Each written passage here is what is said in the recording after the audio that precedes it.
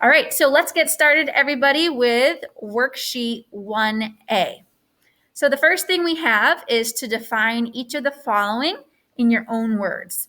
And so if anyone wants to participate at any time, you can absolutely just unmute yourself and chime in, okay? So the first thing we're going to look at is a sequence, which is what we kind of looked at last week with our patterns, all right? So I'll start this off for us, but a sequence is just a set, and so everyone can start copying now. So you have this, a set of numbers or objects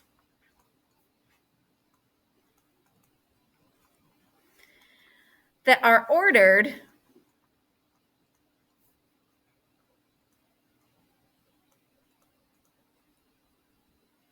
according to a pattern.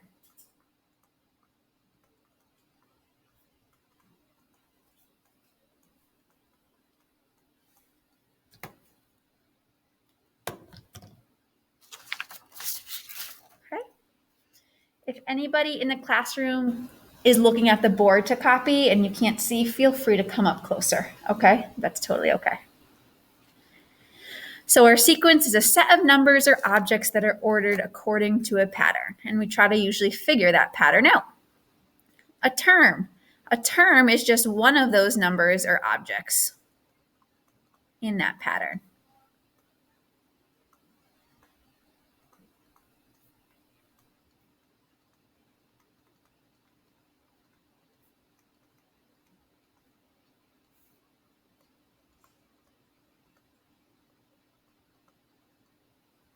Okay.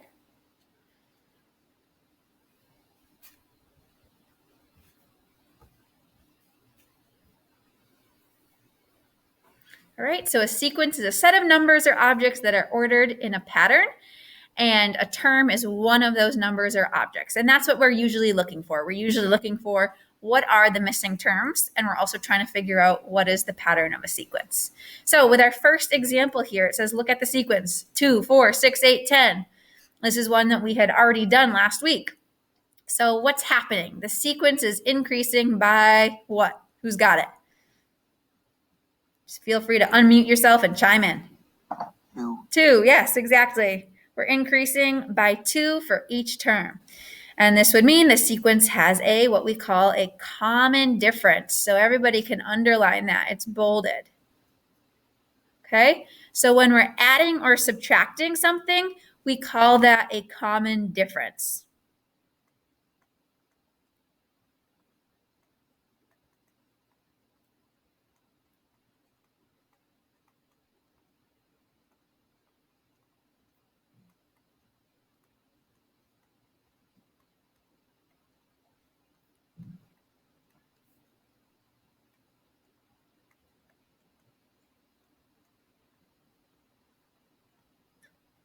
Okay?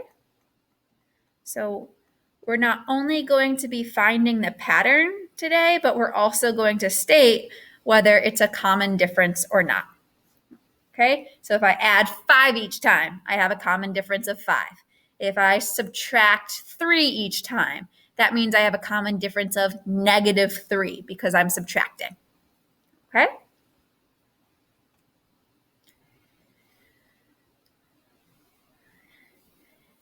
I'm just going to check in with the kids in the class real quick. Can you guys see on your screens what I'm writing, okay? And then you can also see up there too. Okay, good. If anyone can never see anything, please just, again, in the chat, send me a note. All right, so let's look at the next one, and this will save. So if you need to still copy, you can still see. So the next sequence says 2, 6, 18, 54. So this sequence is different. In this sequence, each term is being multiplied by a constant value. We call that a common ratio. So adding and subtracting was a common difference, but when we're multiplying or dividing, it's a common ratio. Can anyone determine what that common ratio is in this sequence? Let's try to hear from somebody else. I think Tim gave us the first answer. What's happening? What are we actually multiplying by in this problem?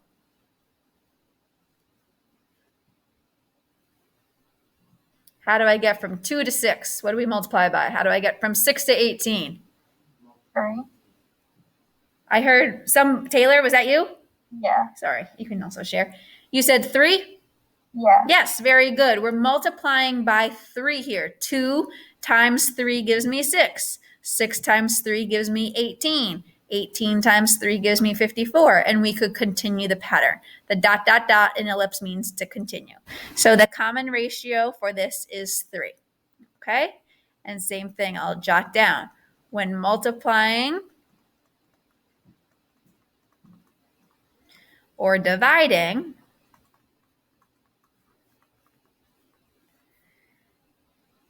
the same value,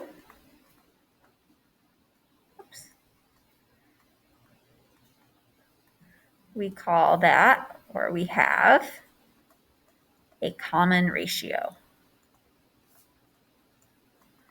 Okay, so those are some 2 new vocab words to know: common difference and common ratio.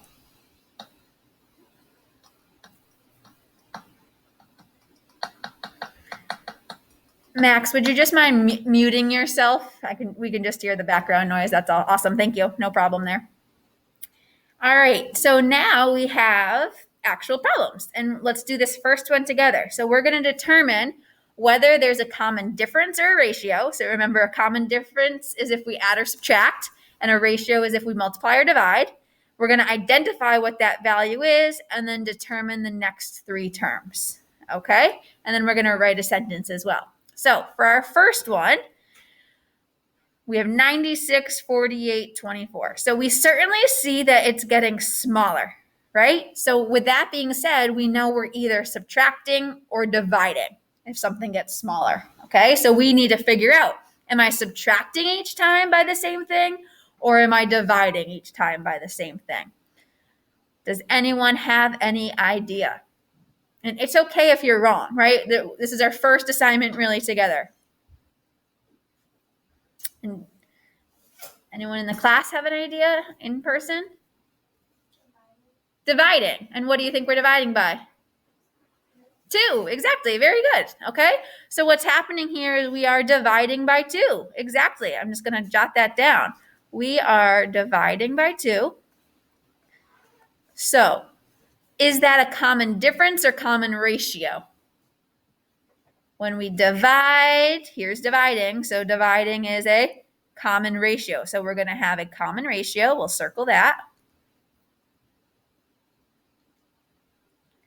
And this time around, here's the tricky part.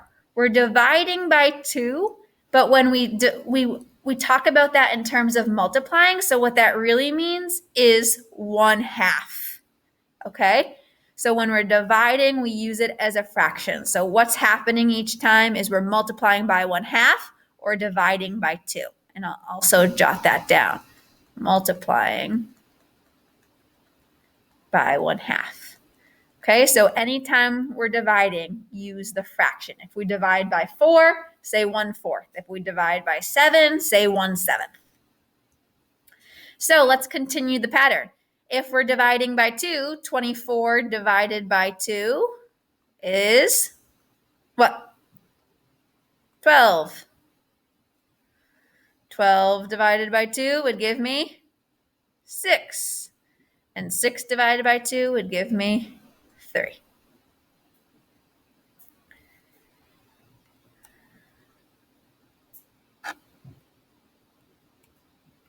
So for our sentence here, we can say that the sequence, and they all don't have to be exactly the same, but we're going to try to use a full sentence.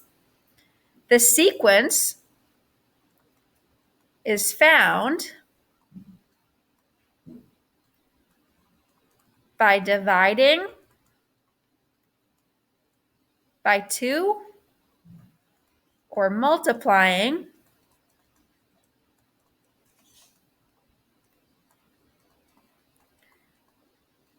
by 1/2. So it has a common ratio of 1/2. What I want to be clear is why I keep saying the ratio of 1/2 and not by 2. And that's because it comes back up to the fact of when we talk about common ratio, we're really talking about when it's being multiplied. But division is a type of multiplication. It's just when we multiply by a fraction. Okay? All right, I'm going to scroll down, but that'll save if you're still copying. It should still be there. And you can flip over. And what I'm going to have us do is a couple more together. Okay? I'm going to have us go down to number 3 together. So everybody be paying attention. We're scrolling all the way down to number 3. All of these notes will be saved. So if for some reason you didn't keep up with us, I will be posting these on Google Classroom at the end of the day so that you do have a copy of them so that you can make sure to do the homework. So let's look at number 3. Let's look at the pattern. 35, 30, 25. What do we think is happening?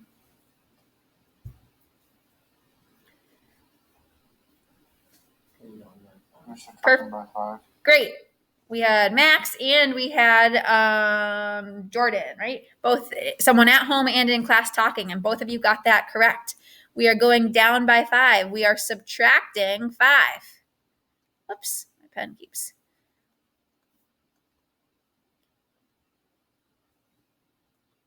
Okay. Does anybody know that what that's the same as? What does that mean in terms of adding? If we subtract 5, that's the same as adding -5, exactly. Okay. So we can either say we're subtracting 5 or we're adding -5. So let's continue that pattern. If that's what we're doing, we're going down by 5. So 25 minus 5 would take us to 20. Subtract 5 again would take us to 15. Subtract 5 again would take us to 10. Is this a common difference or ratio?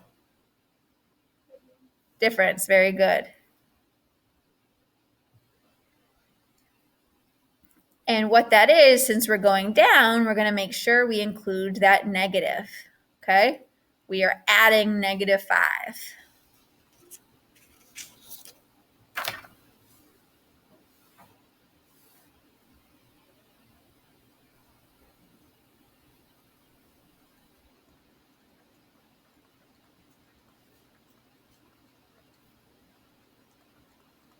So here's another type of sentence we could write. The sequence decreases by 5 each time. So it has a common difference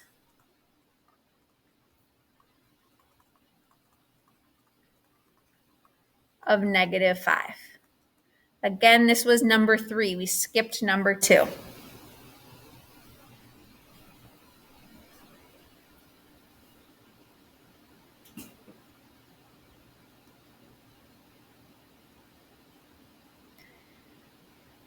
Does anyone have any questions at this point? If so, just unmute yourself and ask away. Okay. I'll just let people copy a little bit, and then we'll look at one more sequence together.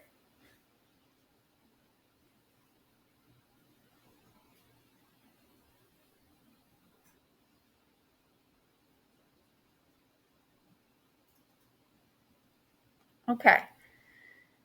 So let's look at number 6. Okay, so scroll all the way to number 6. This one has some fractions, and I don't want that to scare you. We want to become comfortable with fractions. Okay? So what we need to think about is what is happening here. So I'm 1, then 1/2, then 1/4. Does anyone know what we're doing? Are we getting smaller or larger? Smaller. Yes, good. And what are we, do you know what we're doing specifically? Do you know what we're doing specifically?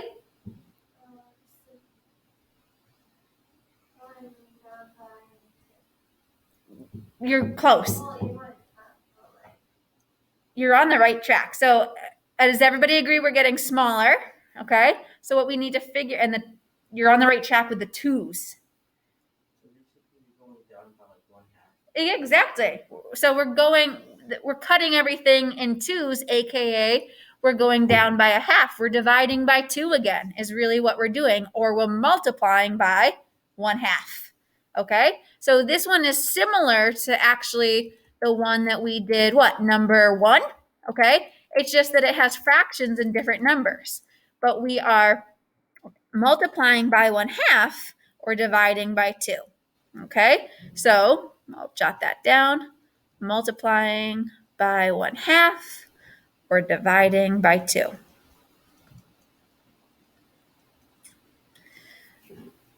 What we need to remember to do is we need to remember how we do that with fractions. Okay, so up above, I'm just going to jot that down to find my next terms.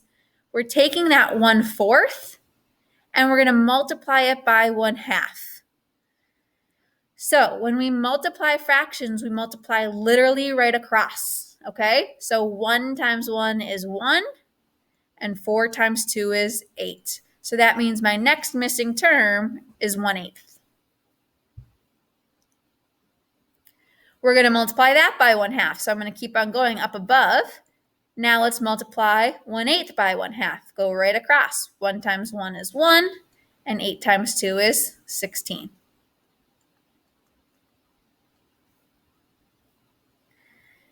And then one more time, we'll multiply by 1/2. 1 times 1 is 1, and 16 times 2 is 32. That's our first lunch bell. We can ignore that. Okay, so since we are multiplying, remember that's a common ratio, and that ratio is 1/2. So same deal here.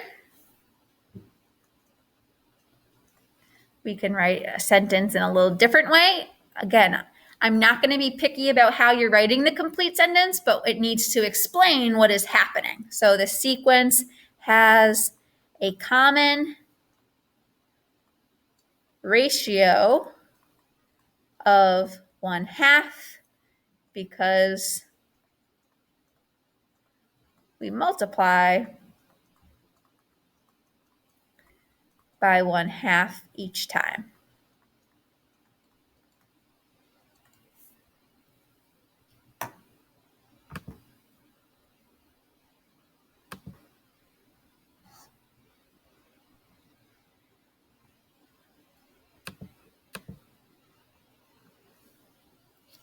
Okay. Any questions with sequences? I'm going to leave the other ones blank for now so that you can come back to them afterwards and work together on them. But any questions with sequences? If you're at home, just unmute yourself. But the main thing is we want to know the difference between common ratio, common difference, and then we want to be able to figure out what those common ratios and differences are so that we can find the missing terms. Okay, if there's no questions with that, let's go down to the bottom of this page, which is like numbers 8 and 9. We're going to talk about orders of operation. And hopefully you have all heard of this before, but it's really important to understand. What's also really important to understand is that your phones and some calculators do not follow order of operations. So you need to know how to do order of operations so that you can actually plug things in correctly, hopefully just in your head, but if you're using a calculator, you are also making sure to plug in correctly, okay? So if we look at orders of operation, we have this mnemonic device called PEMDAS. Who's heard of PEMDAS before? Yeah, okay. Some other things, I know when I was younger, we said, please excuse my dear Aunt Sally. I don't know if you've ever heard of that, but what this is representing what rules to follow. And I've listed them below with steps 1, 2, 3, and 4. So the P in PEMDAS is for parentheses. So anything in grouping symbols, whether it's a parenthesis or a bracket, that's what we do first. Then we go to E, which is exponents.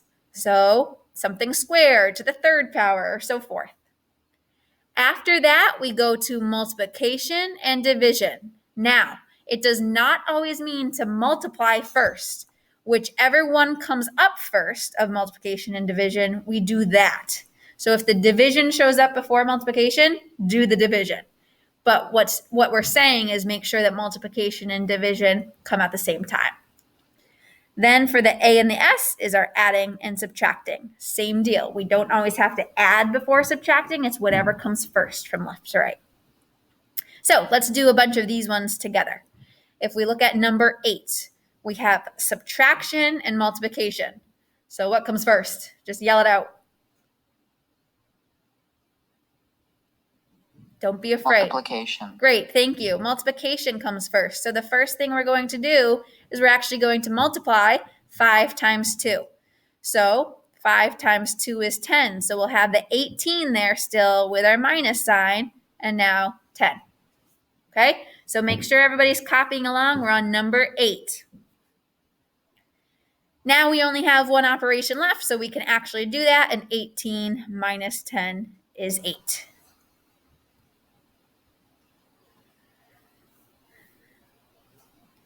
If we look at number 9, this time we have 3 operations. We have a plus, we have an exponent, and a multiplication symbol. So if we go back to PEMDAS, we see P first, there's no parentheses. Then there's E, exponents. This time around, we do have an exponent. We have 3 squared.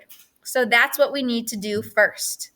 So we're going to bring down the 2 still and the plus sign, but we're actually going to complete 3 squared. And does everyone know what 3 squared means? It means to do 3 times 3. So 3 times 3 is 9. And then we just carry down the times 4.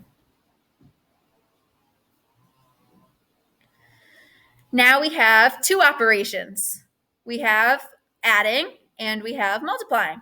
So what comes next there is that we are going to have our multiplying. Yeah, good. Okay, so we're going to complete 9 times 4. So the 2 just comes down, the plus sign comes down, and 9 times 4 is 36.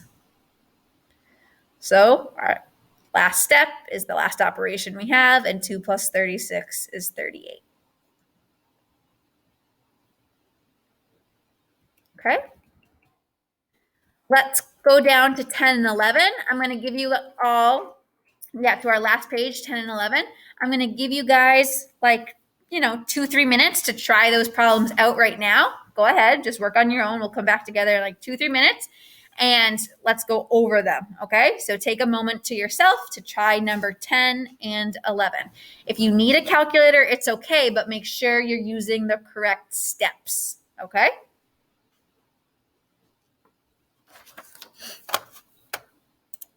And if you have any questions, just chime on in.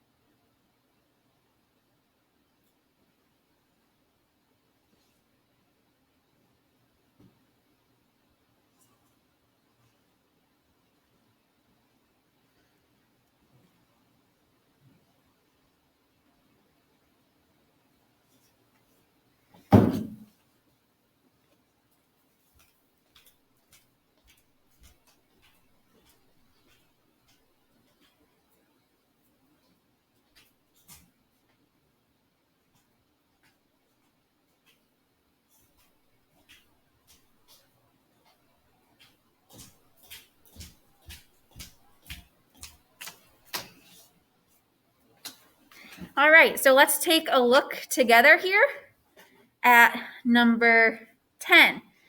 Does anyone feel confident and want to share what they got? Remember, it's okay if you're wrong. We're on day 1, really. Anyone in the class want to share? Anyone at home? Yeah, sure. Sure. I got 116. All right, who was that just shared? I can't see everybody. Who's me? I just can't see. Say your name. Who just shared? Say your name. Moses. Moses, awesome. Sorry, I can't see everything with the screen shared up. But 116 is the correct answer. Very good. So we're going to do parentheses. What's in parentheses first? 7 plus 9 makes 16. And then this set of parentheses is 2 plus 8, which is 10. But we also need to bring down that squared symbol. Then our next step is to do exponents. So we bring down the 16, and we have 10 squared, which is 10 times 10, or 100. And then we add, and that gives me 116. Good job. Very nice. Any questions? All right. Who thinks they have number 11? Just shout it out. Oh, we got someone in class. 48, and that is correct. Good job. So let's look at that one. Parentheses, nope. Exponents, yes. So we're going to take this 6 divided by 2, carry that down still. We're not going to touch it. Times, and 4 squared means 4 times 4, which is 16. Now we have division and multiplication. They go together, so we just do whichever one comes first. 6 divided by 2 is 3. That's what we're going to do first. Then multiply by 16, and 3 times 16 is 48. Good job.